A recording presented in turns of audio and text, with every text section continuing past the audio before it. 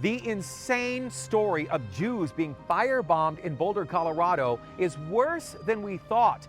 The criminal in the country illegally because of Joe Biden's weak immigration policy was planning a mass shooting. This is the chaotic scene of the crime. 45-year-old Egyptian Muslim Mohamed Soliman disguised himself as a gardener and told investigators he, quote, wanted to kill all Zionist people.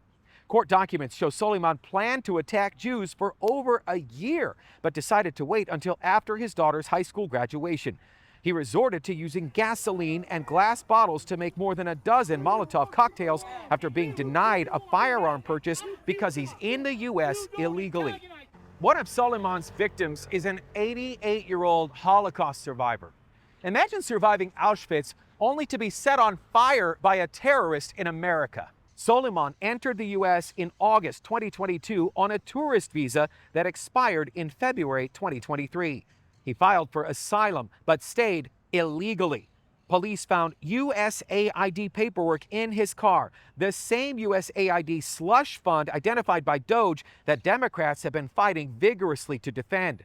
Even with Soliman shouting "Free Palestine" and "End Zionism," the Boulder chief of police said Soliman's motive was unclear. We're not calling it a terror attack at this point. Again, it's way too early to speculate motive. I know there's a lot out there on social media, but I ask people just to give us a little bit of patience while we work through a really complex scene. The Boulder attack happened just 11 days after the May 21st murders of Israeli embassy staffers Yaron Lishinsky and Sarah Milgram outside the Jewish Museum in Washington, D.C. In 2024, an arsonist set the mansion of Jewish Pennsylvania Governor Josh Shapiro on fire while Shapiro and his family were there, sleeping. Soon, blue cities in America may look just like this. Emboldened radical Islamists rioted on the streets of Paris over the weekend. Synagogues attacked and burned.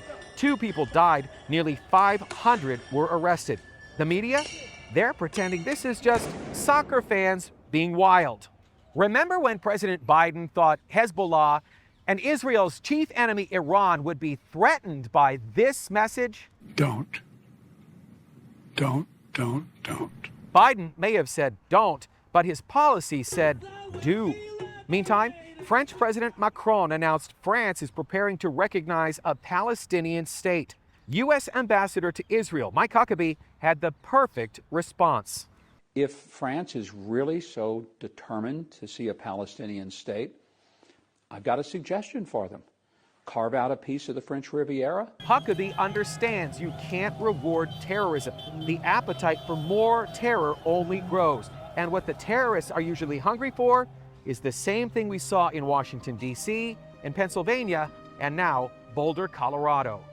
It's time for the Trump administration to do more to deport radical Islamic extremists, along with Tren de Aragua and MS-13 and other violent gang members. It's time to starve the monster. From Israel, for the Real Life Network, I'm Daniel Cohen.